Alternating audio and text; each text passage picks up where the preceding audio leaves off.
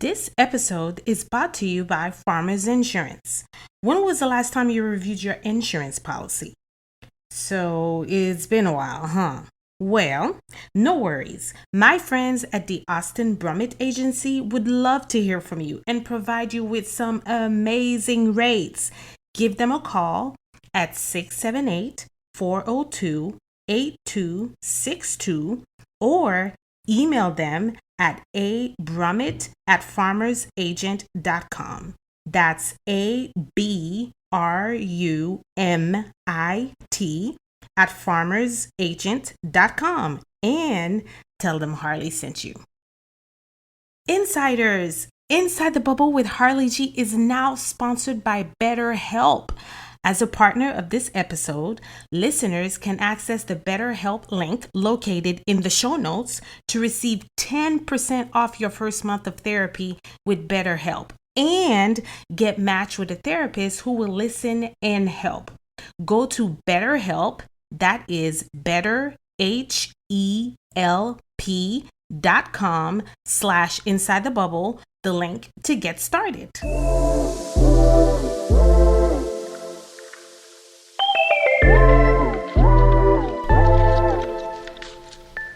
You're listening to Inside the Bubble with Harli G, the podcast for the superwoman. Every week, we connect with amazing individuals who share their inspirational experiences and stories while motivating and inspiring purpose. It's time to hang your cape. Grab your coffee, your water, your cocktail, and come on in Inside the Bubble with me, your host, Harli G. Hi, and welcome to Inside the Bubble with Harli G. We have yet another episode of the pod, and today I have Kellie Espino on the show to talk about. I think that what you are doing is absolutely amazing and phenomenal, and I want to get into how you were called to do this line of work in the first place, and want to talk about the impact that you're having by doing this. So Kellie, you adopt kids, and do they go through a phase where you like have them and then give them back to the parents, or how does that work? But first, before I get into that, what even prompted you to do this? That's a huge question. Very layered. Yeah. Honestly, my heart, my husband's heart, our hearts together, I think it started, honestly, when I first came to know the Lord and understood adoption biblically. Okay. And that He's adopted us into His family, where we could do nothing to approach that family. And yet He chased after us, and He wrapped us in and gave us His identity, and all that was afforded to a child of God was now mine. And I just love that, and I love that He uses that in Scripture so much about adoption. And so my heart was for that at 13 years old. Wow. And then I didn't know what that would look like. I just thought I just appreciated that part. Okay. And then in premarital counseling with my husband, we talked about adoption. We talked about what our family would look like. We talked about what we saw for our future, and adoption was in there. And we didn't know, again, what that would look like, but we knew that it was on the table. And then we had our first son, and we talked about starting to try to have our second, and we started to try, but then we also, our hearts for adoption were growing like the same simultaneously. And so I was like, I wonder if the Lord would have us start going towards adoption now. And long story short, we tried, and then it wasn't happening. I was like, and I realized I cared, but I didn't want to pursue other methods. I'd rather go towards adoption. And right at the same time, I taught with a woman whose sister ran a maternity home in Sacramento. And she called me one night and said, my sister has a displaced woman who's a homeless woman, didn't have a way to care for these babies, wanted to find a home for them, but she was going to need a placement soon. And she goes, would you consider twins? And I was like, holy moly. And she goes, and at that point it was like, okay. This is real. And it's like soon. Yes. She's pregnant. Exactly. And, I talked to my husband and we're like, yes, let's do it. We knew nothing, very blind going into it, but there was no fear. Oh. And there was a peace with it. Yes, there was a peace with it. Yeah. There was like logic fear, like, we have a cord, and we will have 3 babies. Exactly. In the back, Lucas was not yet 3. Oh wow. Okay. And so we're like, oh my goodness. Okay, yes, we'll figure it out. Okay. So that's a long story, but we ended up saying yes. We found out that not only was she going to be having them soon, but she was having a scheduled C-section a week from that day. We were in Southern California. We borrowed a van from a friend to carry said babies back home. And we drove to Sacramento and got there, and our family showed up. We got to be in one room. They brought them to us. Mm-hmm. Our desire was to honor the mother and thank her for her bravery and greatest gift we could ever have. She did not want that and doesn't still, and we honor that. But yeah, so we got our babies that day, and we drove home a week. They were in the NICU for a week, having gone through a lot.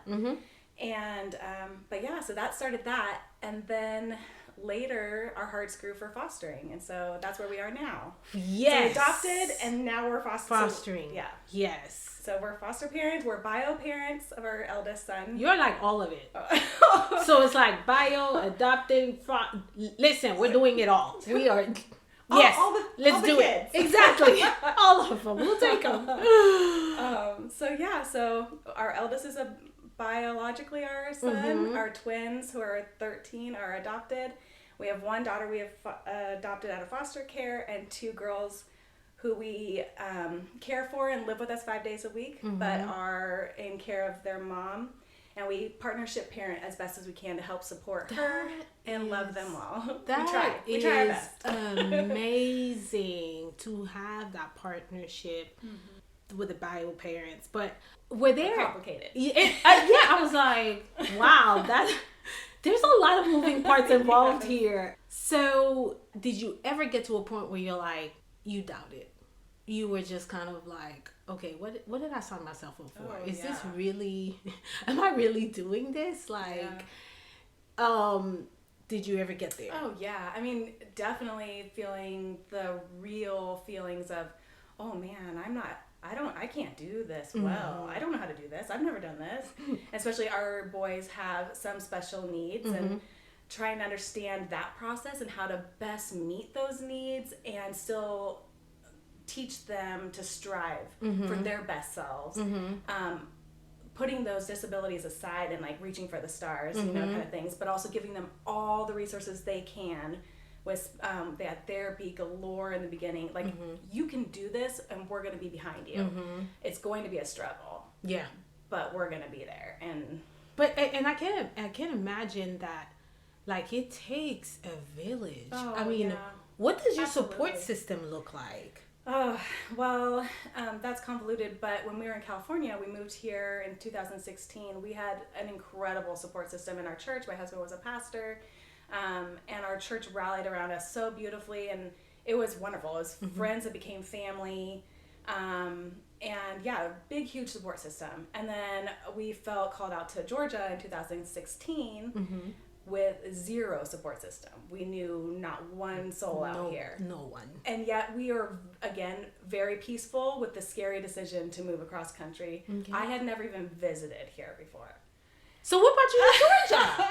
Like, work for my husband. So he came back in. He worked for a company out here, and he was asked to come back out and take a position that would allow him to be in the world and reaching out to people, and shepherding people in the workplace, the secular workplace. And he really loved that. And you know my husband a little bit. Yes. He loves people. Yes. And working in the church, he loved it. And he's a great teacher, and he loves people so well that he kept seeing people being left on the sidelines because they weren't involved in a church, or they didn't have the connections. And he's like, this is where I thrive. It's going after the lost, going after the hurting, going after the broken. Yes. And loving them well. Yeah. And so he's like, okay, this is really unorthodox, but this is I'm kind of excited about this.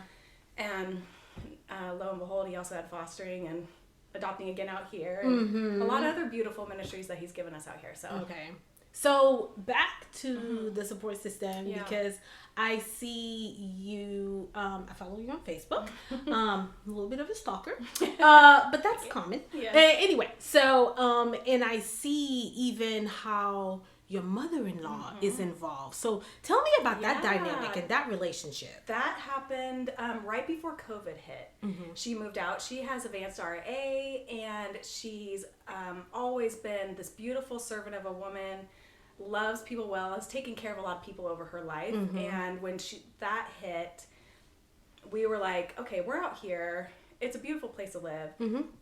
You could come out and live out here. It's a blessing for us to have you here, and we hope to help take care of you, you know? So she moved out, and she's been living with us since, and since then, she's like, her heart for foster care, adoption, everything has grown and helped us in the process. Love the kids well, got involved in the families, and then even to the point now where she just got sworn in as a CASA. Okay, so tell me a little bit about that. Okay. So a CASA is a court-appointed special advocate. Okay. So it's a volunteer position that you go through all the training, all the background checks, all the medical, to find out if you're qualified and safe. And then you go, basically, you're assigned a child in foster care or a sibling group. And then you go and know them. You get to know them. You get to know their story. You get to know their foster home. You get to see their whole court documents. And then you are in charge of writing up your own report. What's the best interest of the child to present to the judge? And the judge there and takes that into account with the guardian ad litem, the other attorneys, the other caseworkers, everybody involved. Okay. And they usually really appreciate those reports because it's volunteer. They have no... So you have nothing to gain. No. Yes. And even as a foster parent, your heart's wrapped in it. Yes. There can be slight biases, and or there's been cases where you're like, oh man. Right. There's some major biases, and you Yes. don't see the other side at all. Right. So a CASA's report is beautiful usually because it's just focused on the child. Like, what are they going through? What do they need? What has been done? What hasn't been done? What has slipped through the cracks? Because the caseworkers are all overworked, or the foster parent's missing something, and then they help get those kids what they need. That is awesome. So she's retired, and she goes, I think I can do this. And I said, you're going to do this well. Yes. And she just started, but she's loving every second of it. Wow. Yeah. That is amazing. And as a foster parent, I've only had, I think we've had 14 kids come through. Either respite or long-term placements, but we've only had one CASA. Because there's not enough for as many kids that are in care. Right, so there's a need. Yes. For so if you're a wonderful person who loves kids and want to see, come on board. Yes, absolutely. I want to talk a little bit about the dynamic between adopting versus fostering. Yes. What do you feel are some challenges when it comes to that? And like, so how would you explain it to someone like, okay, what, like the differences between the two? Well, adoption, I mean, there's obviously a solid... permanency. Yes. So you have, like, especially if you're going towards adoption, if you're foster to adopt in the system, there's no guarantee you're going to get to adopt. It's just that's where it's headed. Okay. Got it. And so you basically ride that out to the end, and it could change at the last minute. So there's a lot of, holding your hands open, your heart open, and just... for us, like, okay, Lord, like, you love these kids better than we do. And I know that, and I have to stake my whole life on that. Because we've had that happen, and we've had our heart leave our home. And now we have kids who are, I would say, our kids by heart who live in Ohio, Oh, wow. who live in Louisiana, and then a myriad of them around here. So so I mean, it's definitely there's no control. Okay. I guess that's a really good way. Ladies, I know there's so much to do and not enough time in the day. Trust me, I'm right there with you. But what are you doing for yourself? Well, I've recently discovered Body Bar Pilates. Let me tell you a little bit about it. Body Bar Pilates will challenge all of your major muscle groups and provide you with a full body workout. Wow. Listen, I had to check it out. I took a class with Sherelle and it was amazing. They have workouts for all skill levels, whether you're just starting out or you're just looking for a new way to move your body.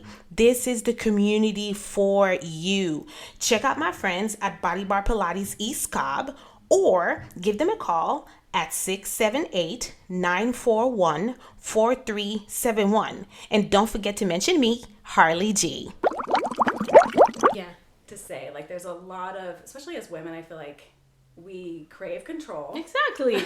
Because it feels safe. Yeah. I mean, like, things have to be in order, right? Yeah. That's how we keep our sanity. And so I'm a little insane.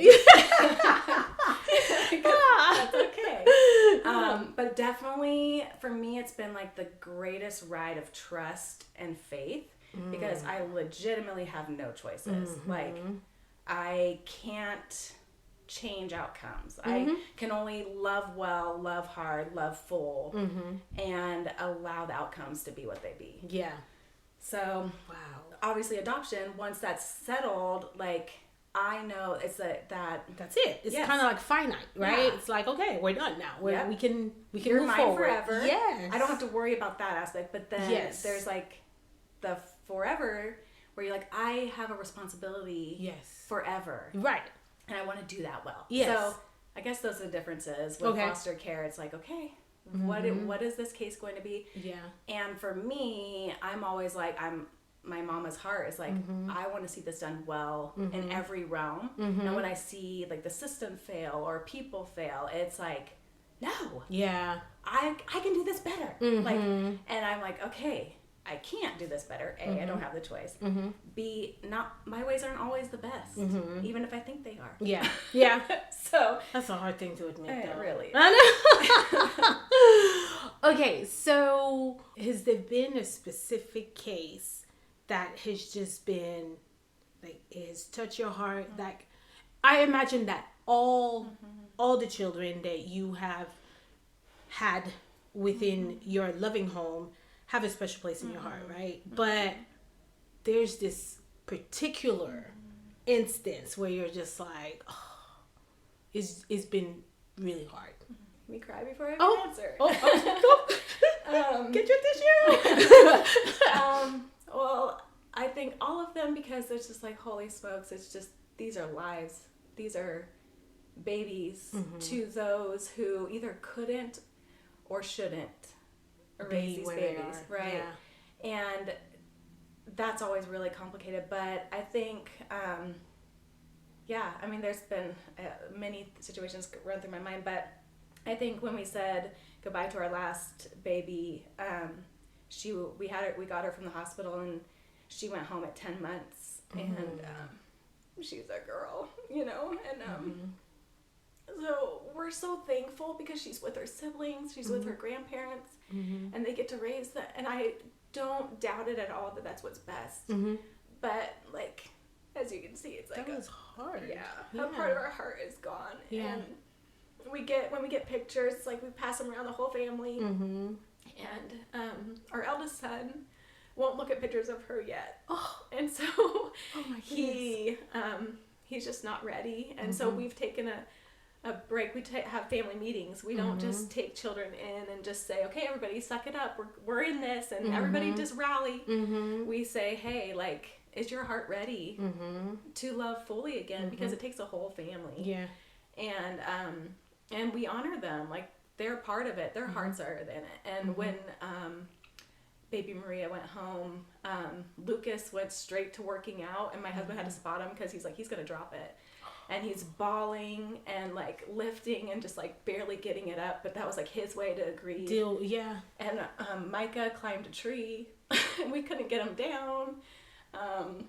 Yeah, and it was just like, you see how different people grieve, and it's different for everybody, and you have to allow them that process.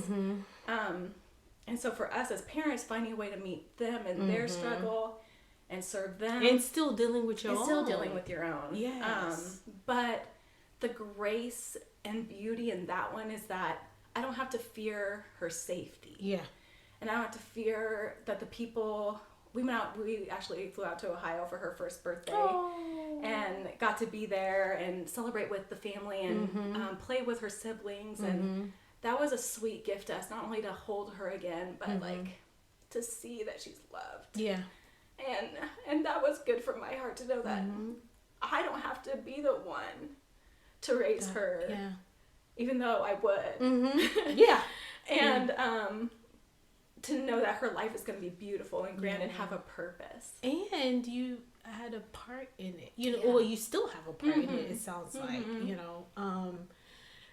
You said something interesting, but so as far as your so your oldest, like, he's involved in this. He is in this. He is like, he's leaned in, he's bought in. Like, what does that family dynamic look like? And when you all maybe are about to make the decision, or you're thinking about making a decision of maybe taking on another child or children, what does that process look like within the family?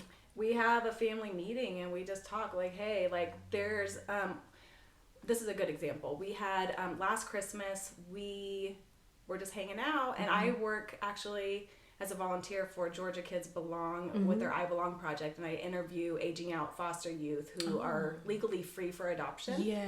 And we make videos so that people can get to know them and see their hearts and see their answers.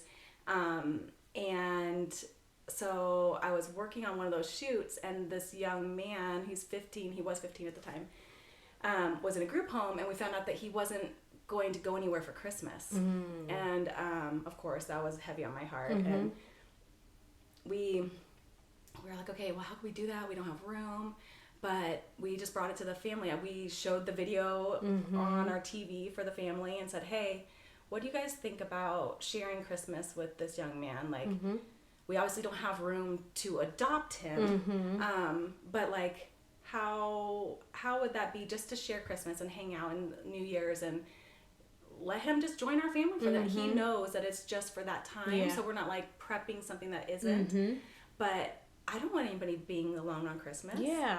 And you're 16, you're 13, he's 15, like, and we had a meeting and we said, be honest. And at the end of it, everyone's like, yeah, like, why wouldn't we? Like, and so obviously if there was somebody who was having a hard time, we would talk further through that. And if it was not good, we wouldn't have said yes. But they did, and he stayed with us for like a month and a half, and it was fun and it was challenging. Like, especially as the older, you're like, oh, there's a dynamic there. There's some sharing that needs to happen.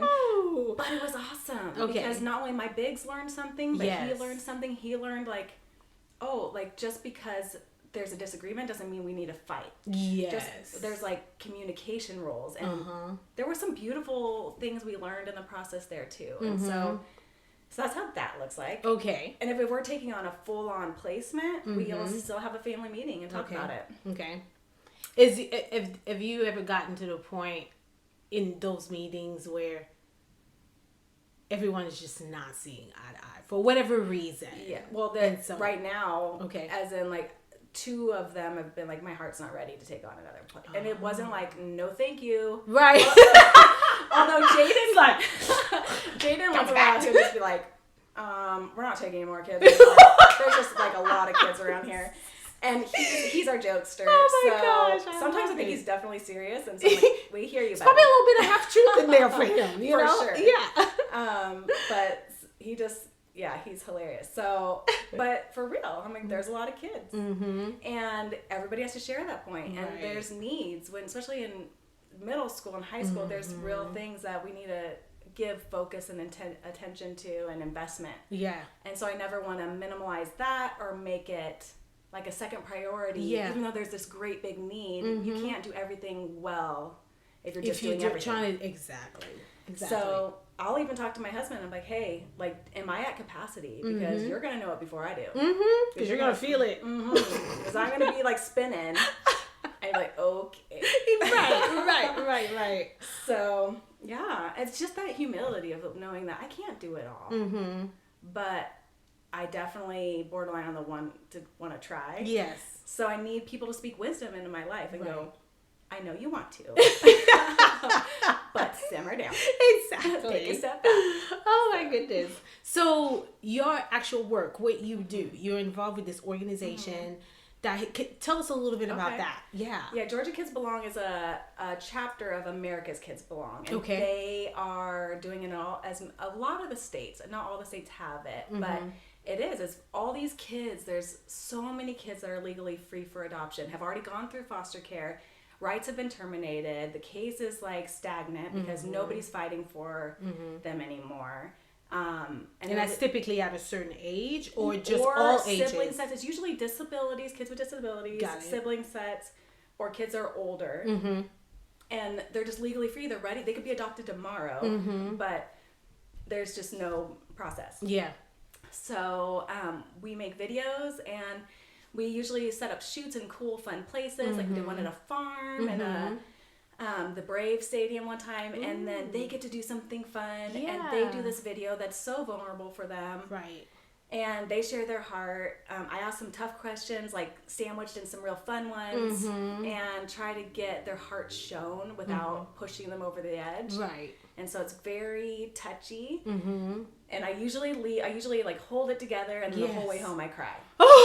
Because it's just, they have their stories. And yes. Every one of them have a story. And usually when you ask, like, what is your greatest dream, or what is your greatest wish? What, if you could have anything in the world, what would you have? And they would say a family.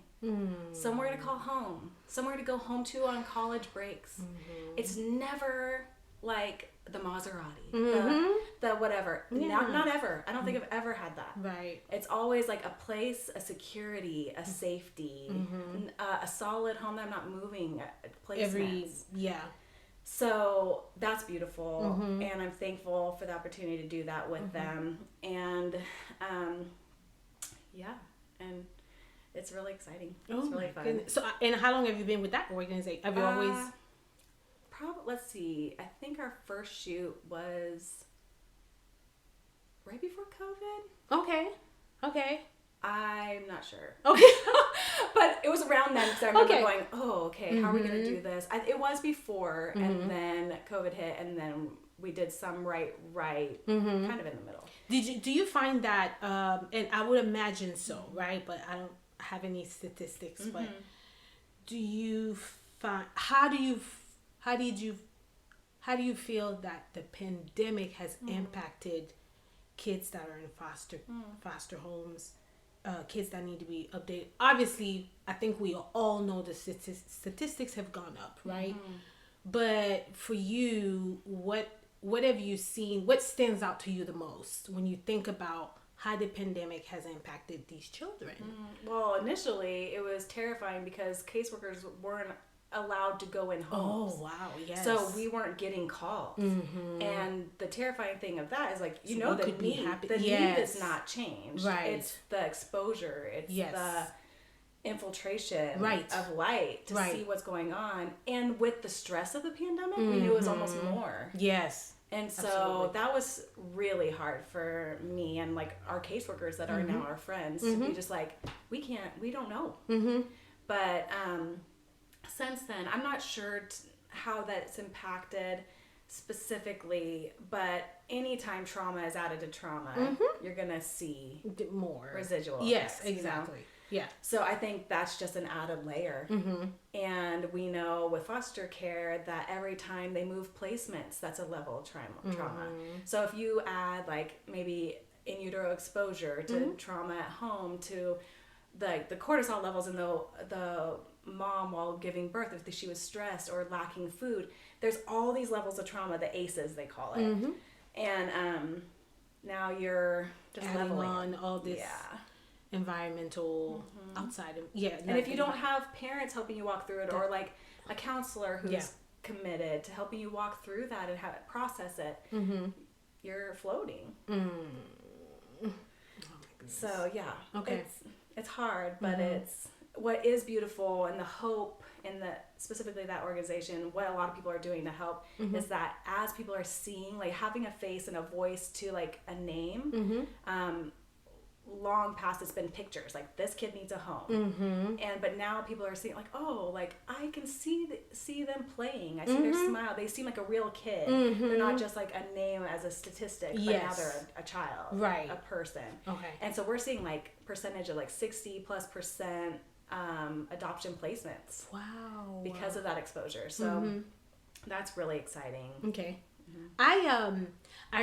Not recently. It's been a little while, but probably earlier on this year, I came in contact with this organization called CCYA.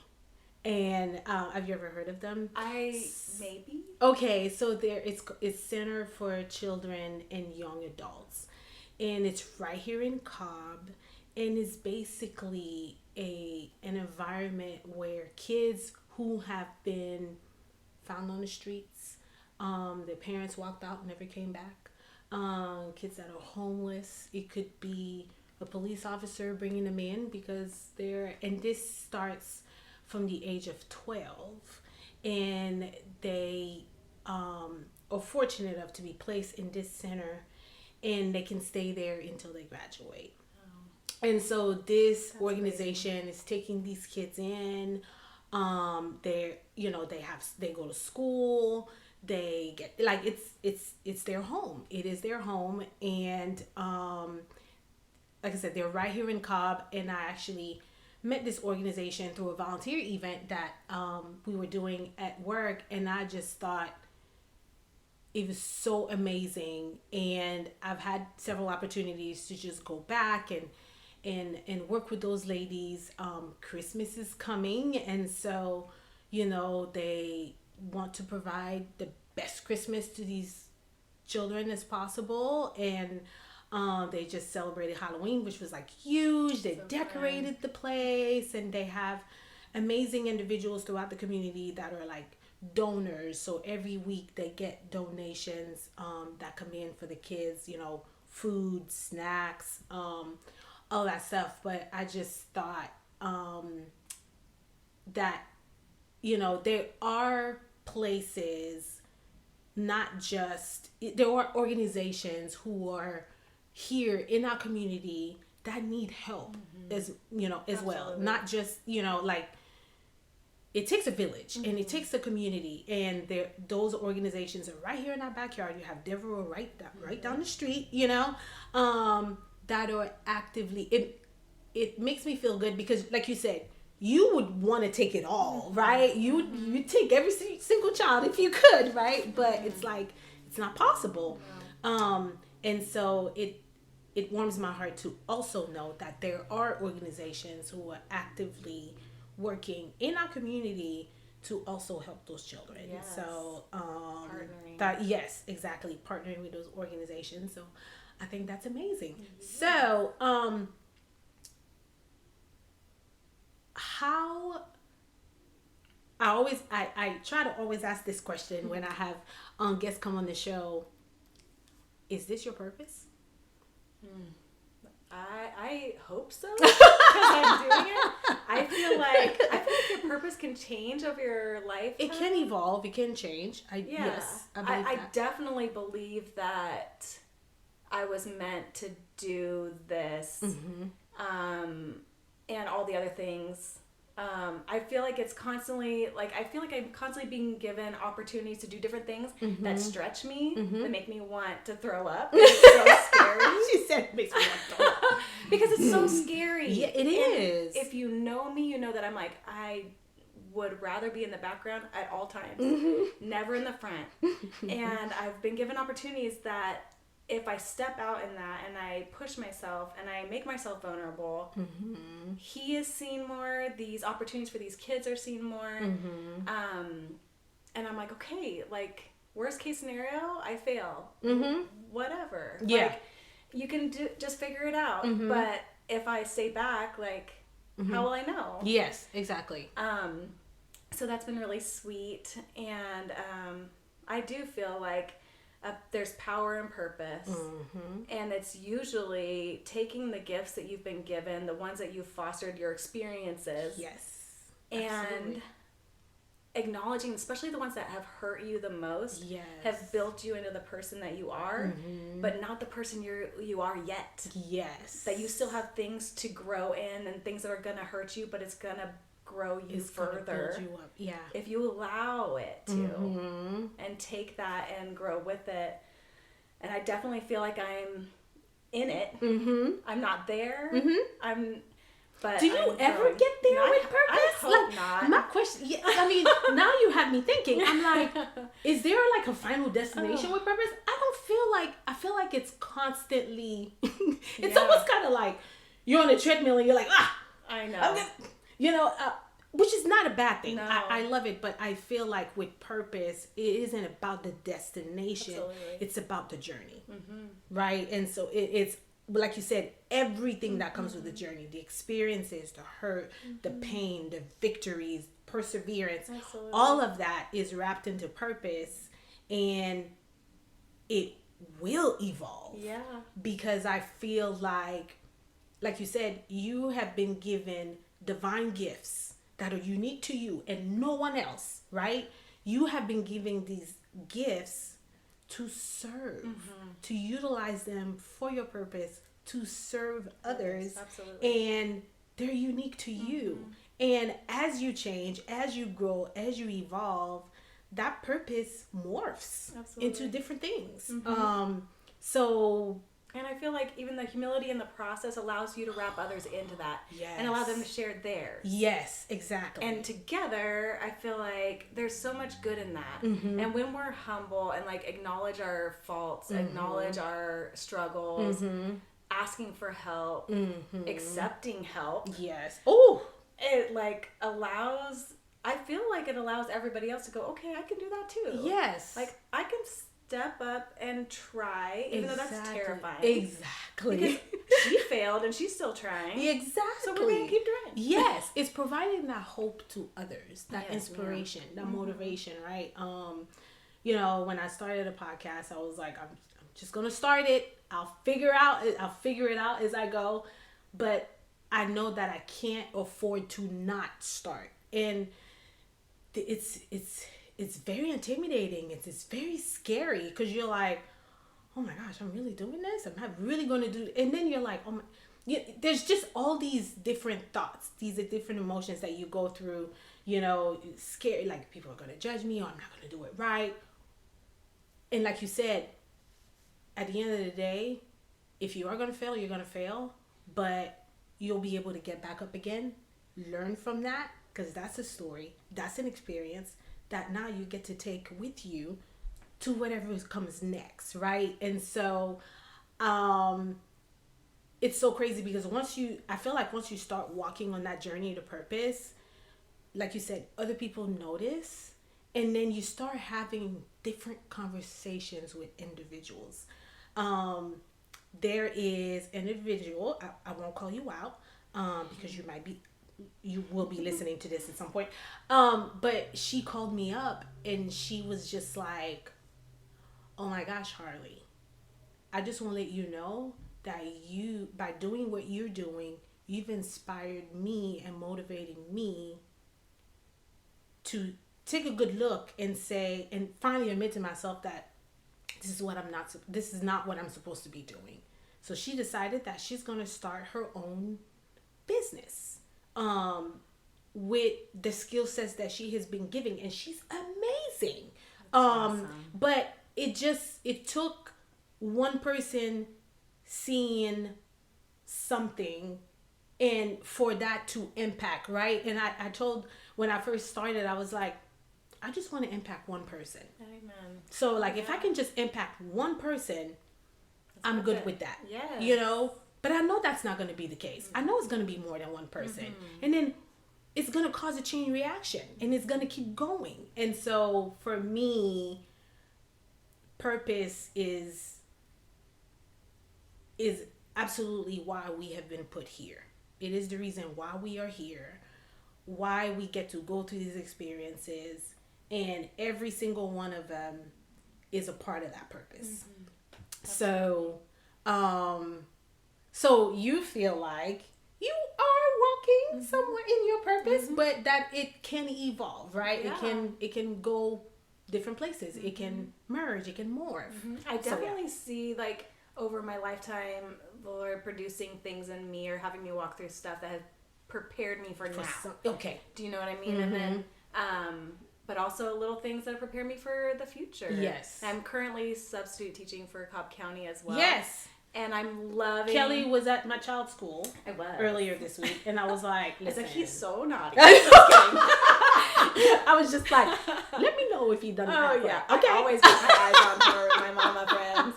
I'm like, well, that's fun. Just have my mom come to the Oh, school I love substitute it. for I love it. And I actually, like, the sweet thing of that is I've been doing it since March, and I've been in all my kids' schools. Uh-huh. And that's just sweet for me to see what their natural environment Yes. is and, like, who they're with. And Uh-huh. haven't been in their specific classes other Right. than the twins, some of their specials or whatnot. But I love it. I love being on the campus. I love just being able to meet friends. I love to be even able to pray over the school when I'm there. Yes. And I love that. I feel like that's very purposeful. And then the Lord's really given me a heart for the special ed classes, and that's where I've been subbing most.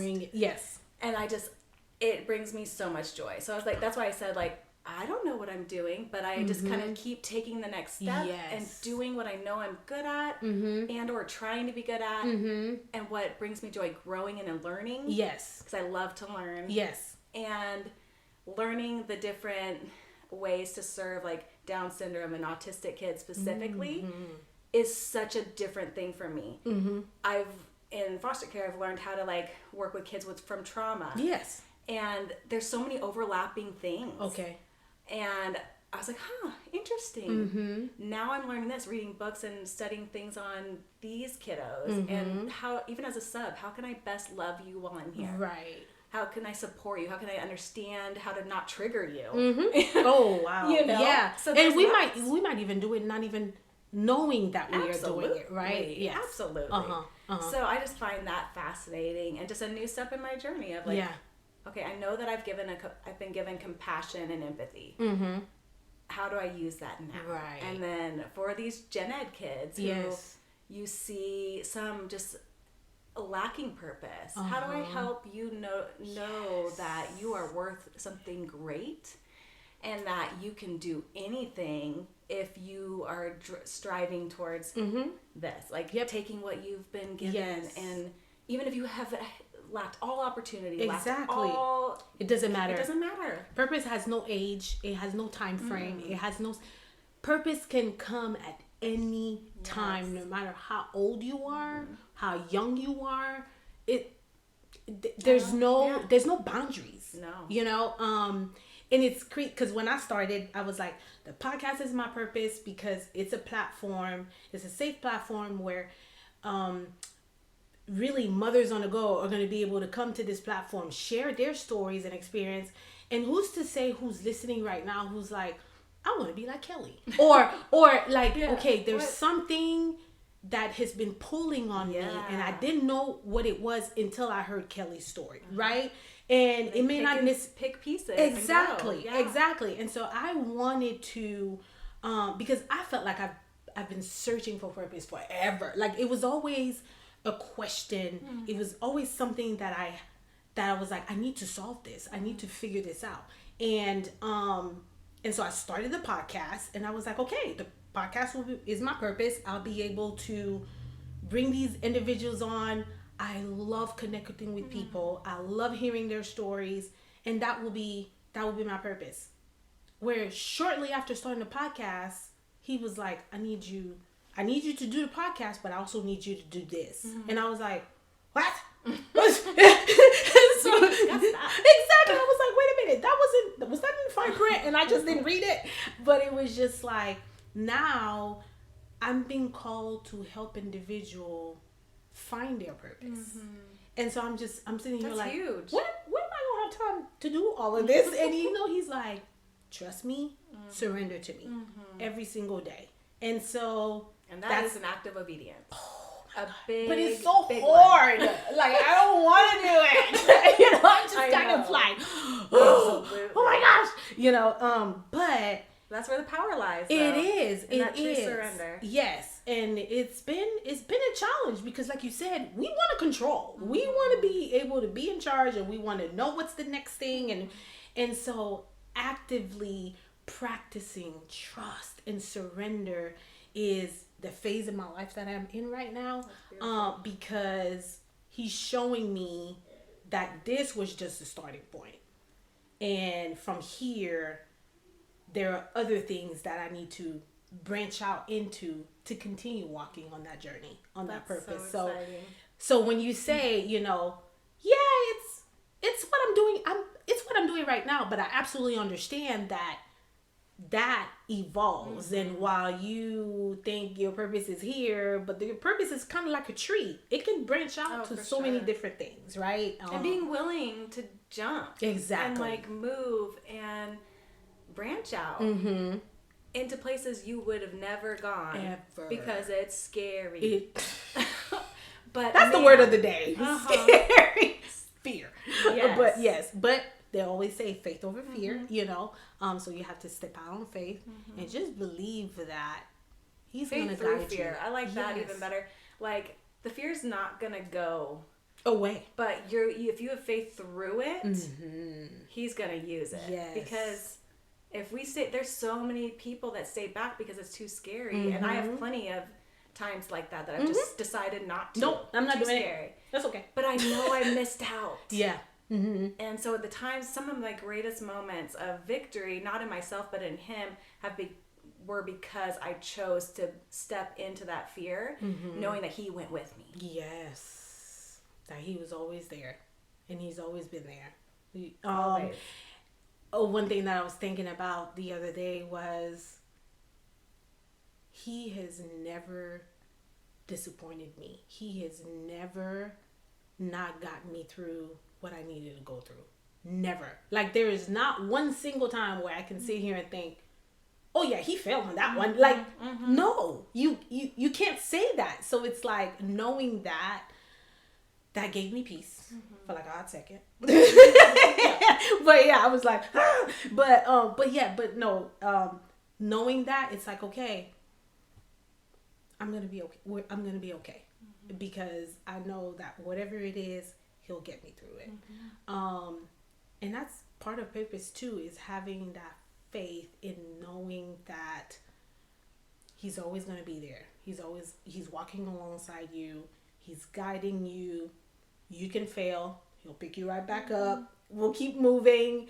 And also what's important, and we talked about this earlier, is that community piece, right? So it's having those individuals around you who are saying, all right, dust yourself off. Like, come on, let's go. Because you said you were going to do this. You're going to do it. Like, that keep you accountable. It's so important, because my self-mastery coach, Renee, you know who you are.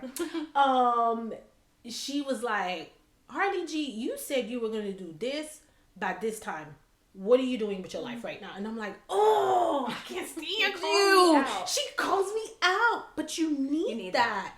You need that, because otherwise, sometimes it gets to a point on that purpose journey where you want to give up. You're like, you know what? I don't know if this is worth it. Or hide. Exactly. I just want to crawl into a hole and say, you know what? Wake me up when it's over. Absolutely. And you need those individuals who genuinely love you to say, no, we're not stopping. Let's go. Yeah. I know. I've been blessed with some forever solid, like, Christ loving, me loving friends back in California, and then some now here that I cherish. And they are the women who say, listen, this is hard, but we're going to do it together. And I'm going to pray with you through it. And I'm here. And they're going to be like, I know you're not going to talk. You're just going to cry, but that's going to be okay. I'm just going to be here. Yep. So Yep. You don't need a million. Yes. You need that You just need that that group yes. that's gonna hold you. Exactly. That's gonna ground you. You know. So that's amazing. So anything that you would like to share? I can't believe it, but we're almost. I'm like, what? I told you. Where does the time goes? Exactly. Anything that you would want to share about fostering, adopting, if someone is thinking about it but they're not sure, you know, based on your experience, what would you like to share? Oh man. I would say the need is great. Like the laborers are few. But it's such a great need, but you need to be willing, like you said with the podcast, I'm not going to start it when it's perfect. I'm going to start it. A lot of people don't want to start it because they don't think they can do it because they're not perfect. Right. And that is 100% a lie. And because none of us are. And 100% fallible. You just need to be a safe, loving home that's willing. And I think that's the biggest thing. Be willing to take in those that it's not going to be picture perfect, and it's not going to be buttoned up, and it's going to be hard, and there's going to be behaviors that you won't know how to manage, but there are resources and there's help. But the heart of like, listen, these kids are already in the system.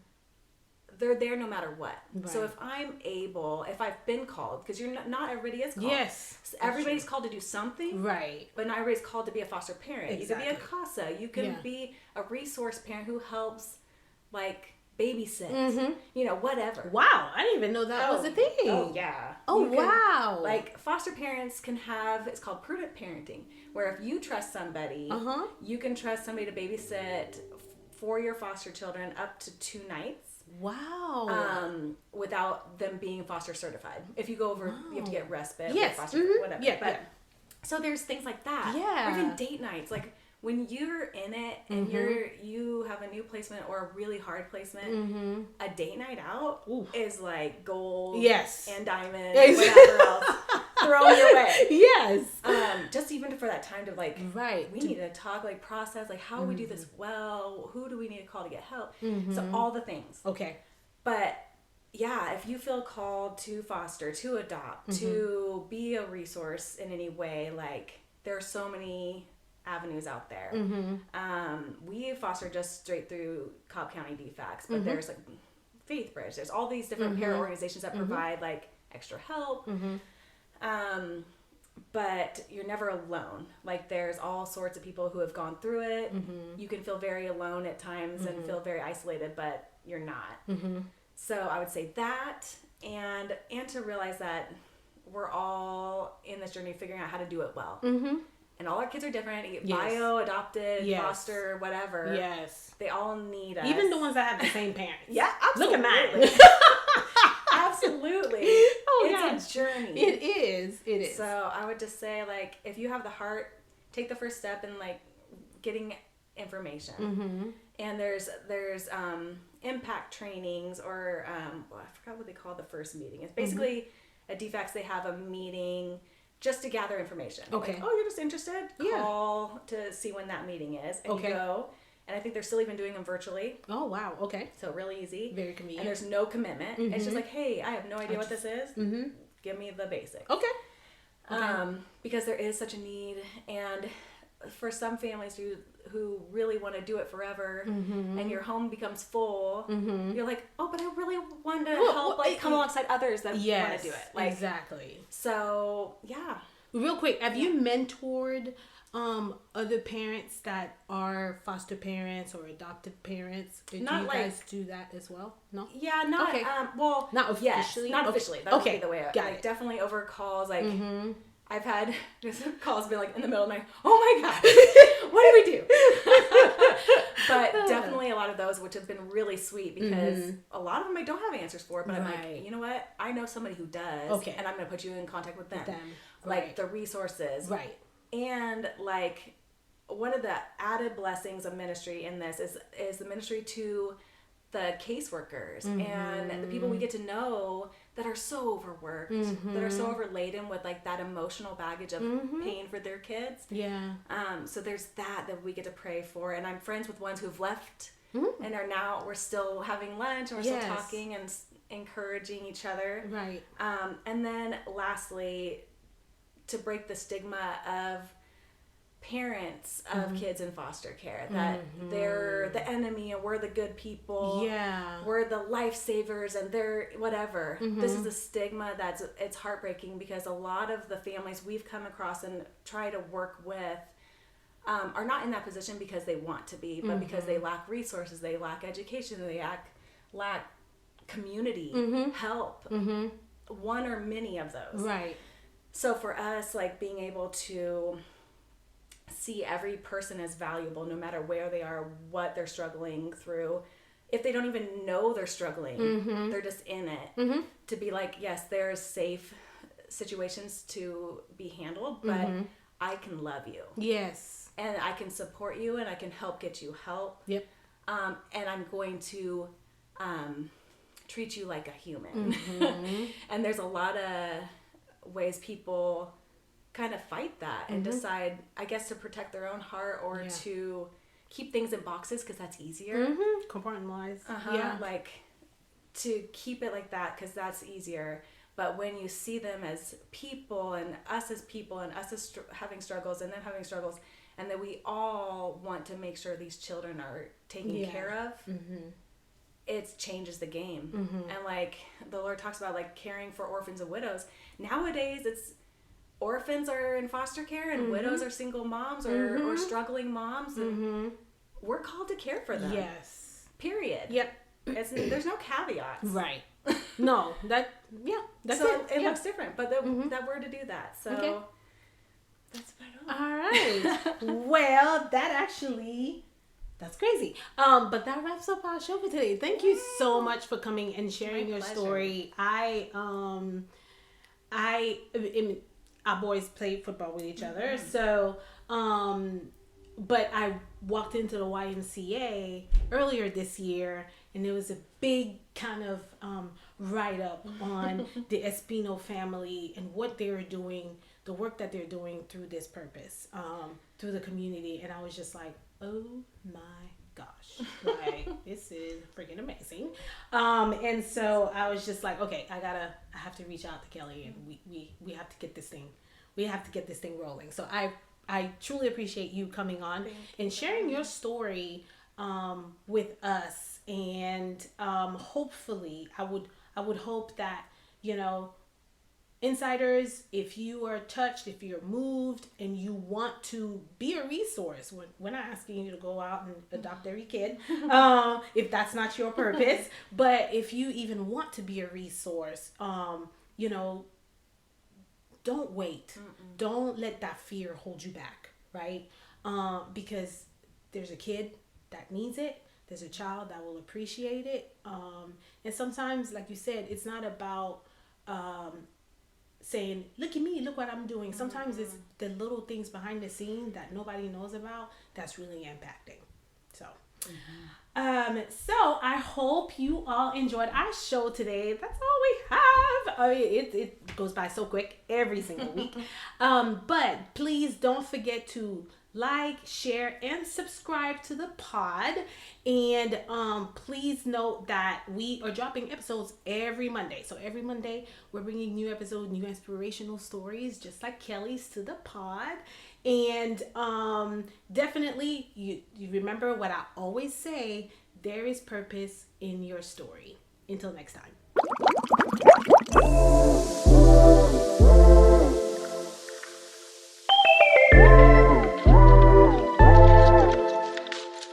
I hope you enjoyed our show today. Hit the subscribe button and share. Share this pod with your family, with your friends, with your girlfriends.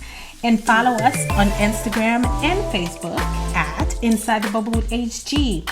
Keep the conversation going. Drop us a heart emoji. Engage with us. We would love to hear from you. New episodes are dropping every Monday on your podcast streaming platforms. And remember, there's purpose in your story.